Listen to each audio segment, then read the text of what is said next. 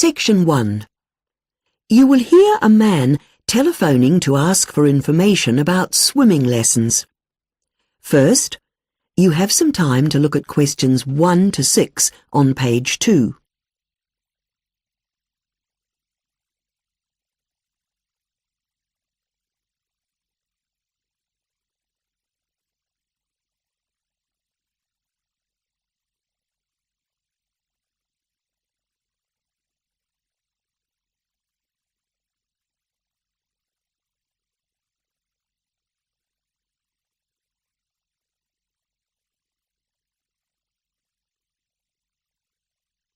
You will see that there is an example that has been done for you. On this occasion only, the conversation relating to this will be played first. Hello, City Swim School. Oh, hello. I wanted to ask about swimming lessons. That's in a class, not individual. Right.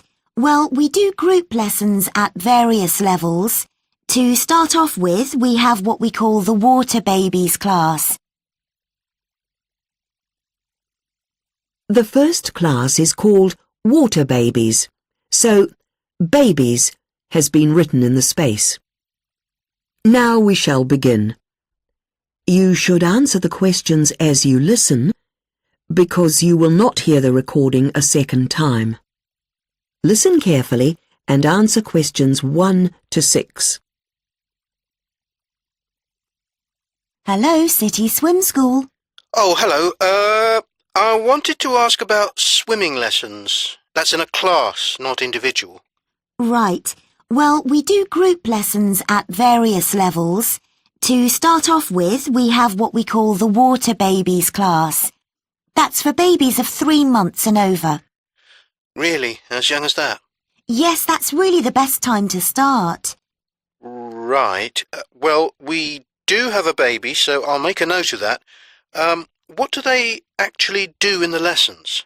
Well, the main aim is just to familiarise them with the water so they feel at ease there.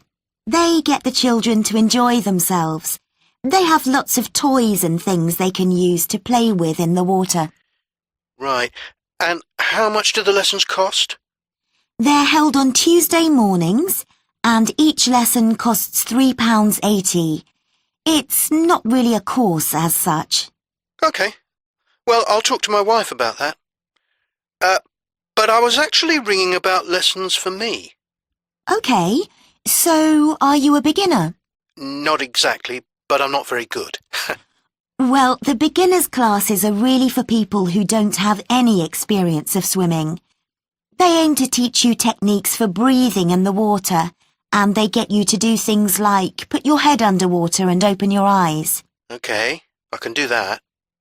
And by the end of the course, they aim to have you swimming 5 metres. I think I can probably just about do that. OK, so you'd be better in the intermediate class then.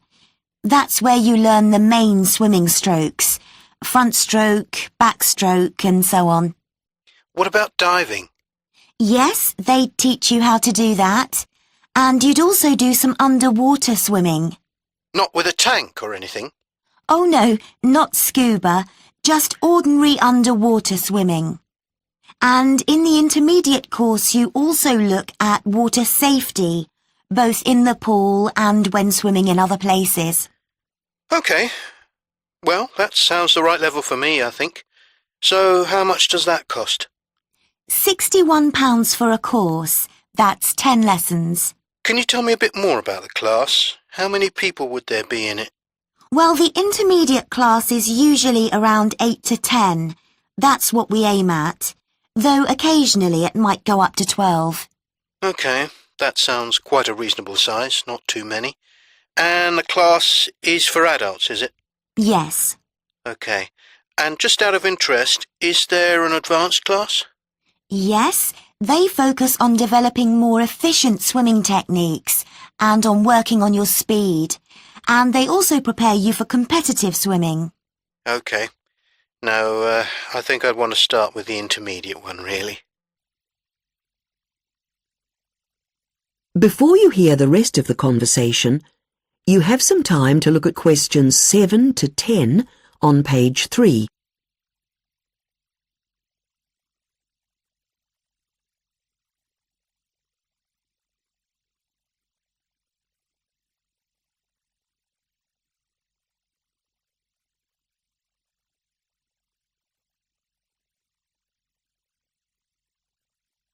Now listen and answer questions 7 to 10.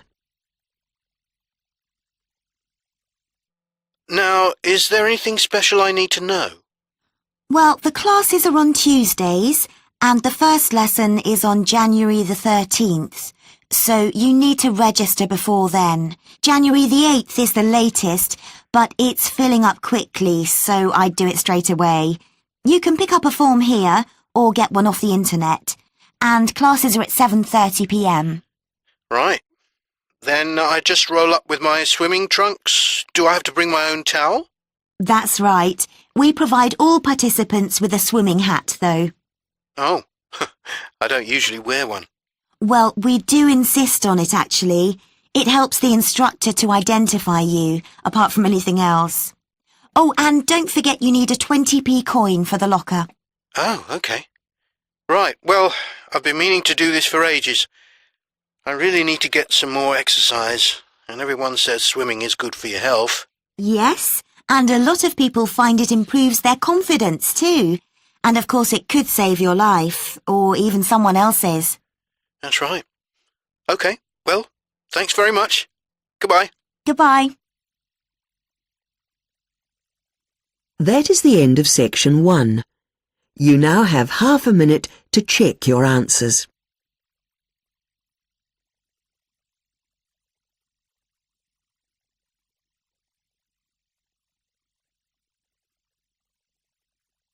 Section 2. You hear a talk by a counsellor from the University of New South Wales, who will introduce some useful facilities and services on the campus. First, you have some time to look at questions 11 to 15.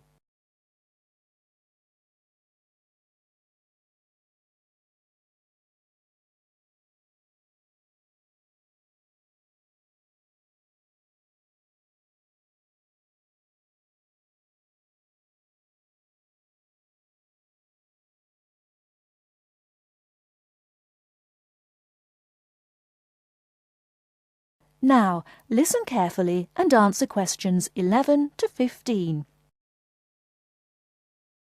Hello everyone, and welcome to the University of New South Wales. The first thing I'd like to do at today's orientation session is get you all oriented.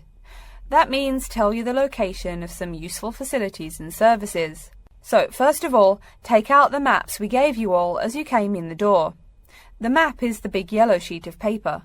As you can see on the map, north is at the top, south at the bottom, etc. Which way is north? Well, look through that window on my left, your right. See the rising sun?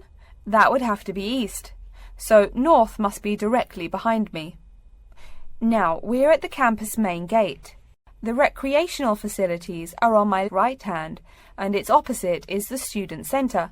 No questions? Good. Pretty easy, right? Okay.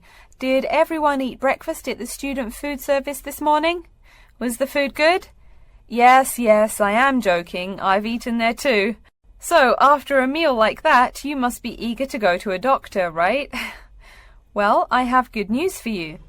The Student Health Centre is located about half a kilometre straight north of here. Look on your maps. You see the street on the east side of this building? Ned Kelly Avenue? Just follow that about 500 metres and the health centre will be on your left at the 3rd cross street. Now, I know you all just got here, so you must be wondering how to tell your folks you've arrived safely, how much you miss the dog, and how you already need more money. If you don't have an iPhone, you probably are wondering where to find a computer.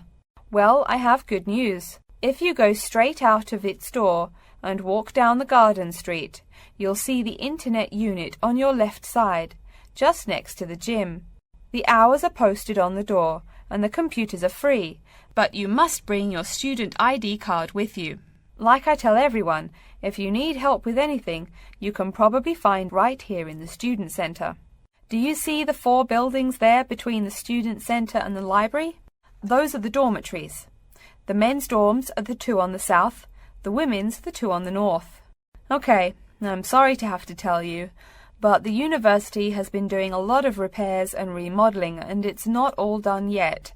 So there may be some small problems with your dorm rooms. Maybe the window doesn't open. Maybe an air conditioner is missing or does not work. If there are any problems, you can go to the complaint office, which is right beside the teaching building between the Parker Street and the Cramer Street. Just tell them your problem and they should have it fixed by the time you graduate in 4 years. I'm joking, but please be patient. There are a lot of little things they need to take care of. Tired of the school food? No? Give it a week. Or maybe you just need a place to get coffee in the wee hours of the night during one of those marathon study sessions. Either way, you definitely have to check out the little cafe just past the women's dormitories.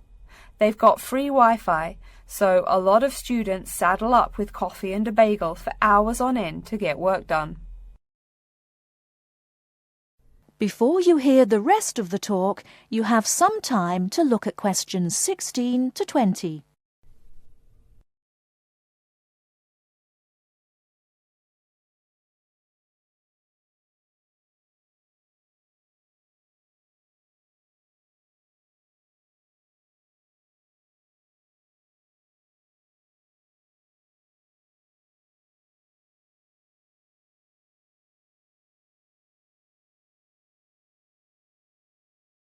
Now listen and answer questions 16 to 20. As for the dorm rooms, I have some bad news and some good news. The bad news is the rooms are small and you'll probably be sharing space with at least 3 other students. The good news is that each room has its own bathroom. What's good about sharing a bathroom with 3 strangers? Good question. Okay, call it bad news and worse news. Hey, maybe try this for good news. Each dorm has a kitchen. If you want to make snacks or meals, you can do it there. You can buy food containers at any campus convenience store, so you can store your food in the kitchen. But a word of warning, you should definitely write your name on your food containers. Sad to say, there are food thieves among your fellow students. Speaking of thieves, a word about security. I mean, this is Australia, and we do get drunken bush rangers wandering onto campus. Each of you will be given a key for your dorm room. Don't lose it. You have to pay for any replacement and fill out a bunch of papers too. Red tape, huh? Your key does not work for the front door of your dorm, however. To the right of each door, there's a keypad with numbers. When you move in, they will tell you the code you use to enter the door. Please do not tell the code to people who do not live in the dorm. Let's see. Have I forgotten anything? Oh yes, most of you are not rich, correct? So when your clothes get dirty, you can't just throw them away and buy new ones. That means you have to learn to do laundry. Or, men, that means you have to hurry up and get married. If you decide to wash those clothes and not get married, there are laundries in each dorm. Where? Oh, I almost forgot to tell you. The laundry for each dorm is in the basement. Some real good news this time if you're a student, it is free. You do have to buy your own soap, however. The laundry closes, by the by, at 11:30. And now that I've mentioned 11:30, please remember, the dorm doors are locked at 11:30 p.m. Your code will not work. If you want to get in, you'll have to call the night watchman. Don't worry, you can get that number at the dorm office. Yes, the dorm office and the complaint office are the same office. All right then.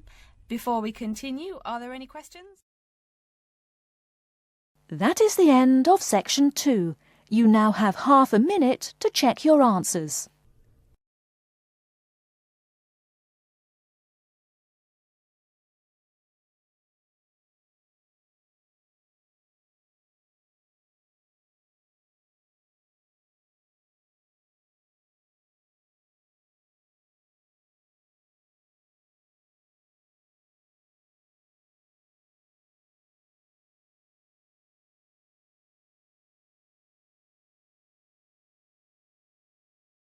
Now turn to section 3. Part 3. You will hear two students called Shona and Peter discussing their internship options.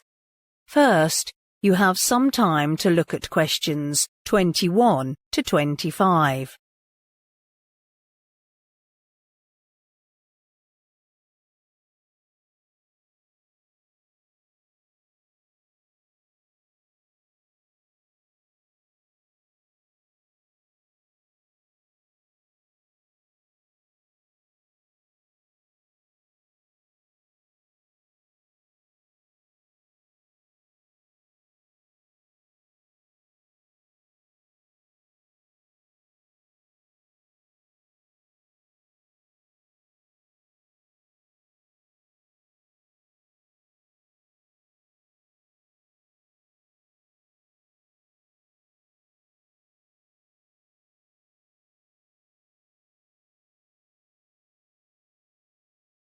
Now listen carefully and answer questions 21 to 25.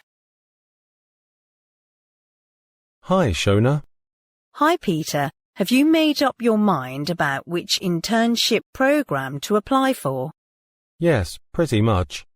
I'm entirely at a loss. I mean, there are so many good ones. Can you give me some tips? Sure. What is your top priority when weighing up these programs? Well, I guess I'd go for ones that can help me with the skill set I lack for my future career. I still need a lot of practical training in dealing with statistics. But keep in mind that you don't want to set your goal too grand, like drawing up a business plan. You might end up nowhere. I see. So I want to learn how to organize ideas and present them. Good. Now you've nailed step 1. Now what? You must also consider your strengths for a suitable internship program. Otherwise, you might get rejected or end up with one that you are incapable of doing. But I have no idea what I'm good at. Communicate with people around you or whom you've worked with. That's what I did. I thought I was a good team leader, but many people I've worked with for various projects mentioned something else. They admire that I could work around the clock to finish projects on time. And indeed, I'm more focused and perform better when I'm pushed for time. Good point. So what do you plan to do next? I'll visit the careers officer to help me with the school application form. You know, the one we have to submit before applying to companies. But it is unnecessary to fill it in. It's only optional. Really? I'm glad I heard from you. Then I'll ask the careers officer to look at my personal statement and give me some tips on polishing it up. Don't you need help with your CV? No, I'm good. I have already learned to write it in class. That's good. So what kind of company did you choose? I've decided to apply for an IT company. Why is that? Well, even though I've learned how the IT industry developed in the past from different lectures, I know nothing about its latest trends. I'm prepared to work in an IT company and fill in the information gap. I see. What do you plan to do next term? I think I'll stick to most of the optional modules I've chosen, but regarding the language sessions, I'm doing poorly in Japanese. I'd better drop it before wasting more time. I think I'll learn Spanish instead. Oh, I learned Spanish for a year. I think you'll find it interesting. Before you hear the rest of the conversation, You have some time to look at questions 26 to 30.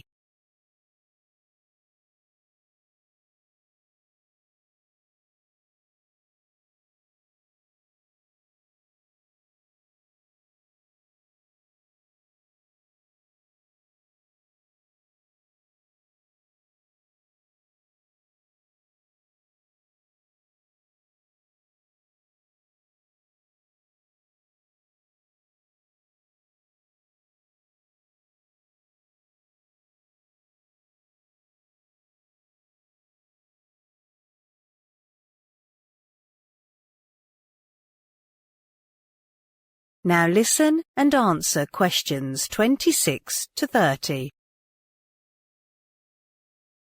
Do you know what job opportunities these companies offer interns? I've searched online and browsed some of the schemes. Do you know SAIC?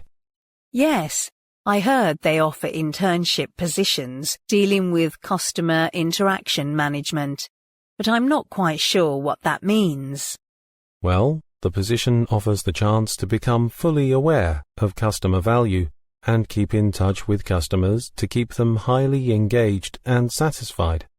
These include activities such as PR, communications, marketing, and customer service. Sounds like loads of work to do. What about Gemini Technologies? It's an IT consulting company. Although many employees say it's stressful working there, I want to apply for this one. Why is that? Actually, the company provides service to improve software architecture. But that's pretty demanding, as a team of software engineers has to provide detailed analysis and suggestions for required changes before the deadline. As an observer and participant of a particular project, an intern can learn how to work to a strict deadline. That's not my area of expertise, but I'm sure you'll excel at this. I certainly do hope so. Have you checked out Deloitte? Of course, that's a renowned accounting firm, and thus its internships offer excellent learning experiences in this regard. You know, things like examining a company's financial statements, the income statement, balance sheet, and cash flow statement. I want to give it a try, but I might get rejected, so I need a backup plan. Have you read anything about Kearney? Yes, it is another consulting firm. It provides opportunities to reach out to other business partners and pay attention to networking. Well, that sounds interesting. I'm thinking about Vortex, but I haven't got anything useful from its website. I worked there last summer. It's an international company with headquarters in Spain, so most of the managers here speak Spanish.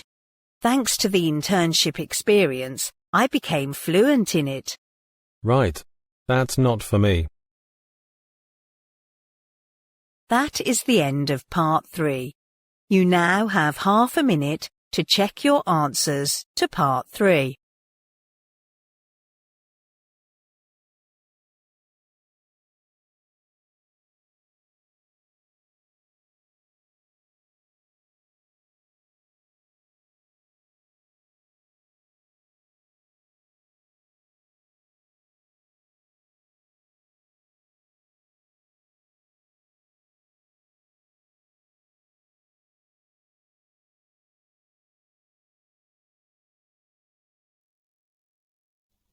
Section 4.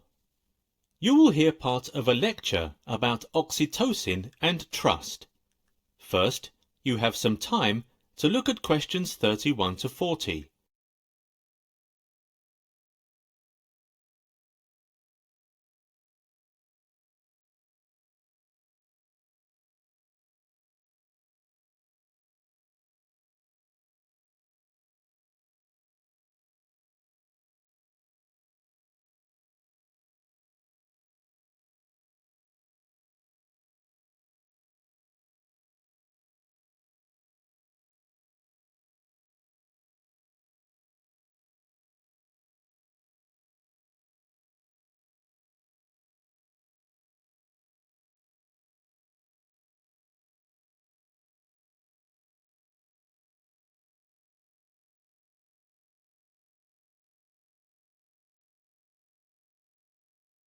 Now listen carefully and answer questions 31 to 40.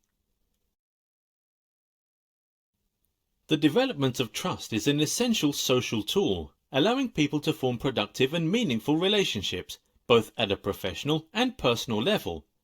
Trust is indispensable in friendship, love, families, and organizations, and plays a key role in economic exchange and politics. Much recent evidence indicates that trust contributes to economic, political, and social success. When we make contacts with strangers, such as doing business with a client who we meet for the first time, our trust in them can only rely on their kindness. So, from our own judgment or the comments from other people, we can have a rough idea if the stranger is trustworthy. Trust is important because it is the basis around which all human relationships evolve. Without trust, there can be no relationship. Trust can come naturally, or it can be manifested. If you find trust of this magnitude in life, then you are lucky. Also, you can always count on them to protect through all, if not most, of life's perils. Trust is important because if you don't trust someone, then they are not available. Believe it or not, reducing the chance of suffering from poverty is to understand trust, because when you trust other people, you can have more support and resources. However, our ability to trust others varies from individual to individual, just like different people's ability of recognizing a person's face is not the same. Bonds of trust are also extremely fragile. A single act of betrayal, such as a marital affair, can instantly erase years of trustworthy behavior.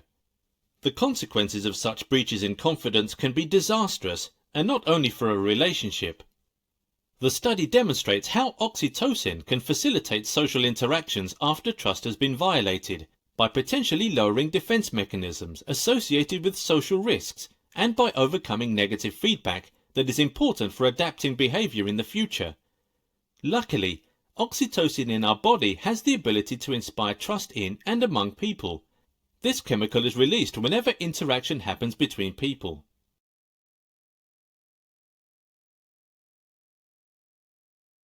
To study social interactions, economists and more recently neuroscientists take advantage of a simple experiment. Two participants play the so-called trust game. The first participant is faced with the decision to keep a sum of money or share it with the second participant who has no obligation to give the money back. He would get more money if the second person returns it. In this game, the first person is left with an important social dilemma, to trust or not to trust. Although it is more profitable to trust, doing so leaves the investor at risk of betrayal. Trust is not something that naturally occurs when two people meet for the first time. It involves a process. One person has to show the quality of being trustworthy to the other person. This can be achieved by certain behaviors and communication. Therefore, trust is conditional. People should not take it for granted. Oxytocin does not only exist in human beings. Animals also have this gift, and it can be seen when they have cooperation with each other. Oxytocin in monkeys, for example, allow them to work together to find food and to fight against enemies. The Nash equilibrium's game theory, the first participant will make the best decision he can, with no expectations that the second participant would change his decision. The second participant will do the same. So, the outcome depends on the decision of the other person. This game is similar to the one we just talked about. The oxytocin level doesn't stay the same in a person's body. Studies have found that people who are under a lot of stress would have higher levels of oxytocin. Oxytocin causes a substantial increase in trust among humans, thereby greatly increasing the benefits from social interactions. It's also noted that the effect of oxytocin on trust is not due to a general increase in the readiness to bear risks. On the contrary, oxytocin specifically affects an individual's willingness to accept social risks arising through interpersonal interactions. To sum up, oxytocin is like a kind of social glue that is helpful in social bonding. Further research is needed to explore oxytocin and trust, and how this hormone can be used to strengthen our trust in others and even treat mental disorders that specifically relate to deficiencies in social behavior. Next we're going to talk about That is the end of section 4. You now have half a minute to check your answers.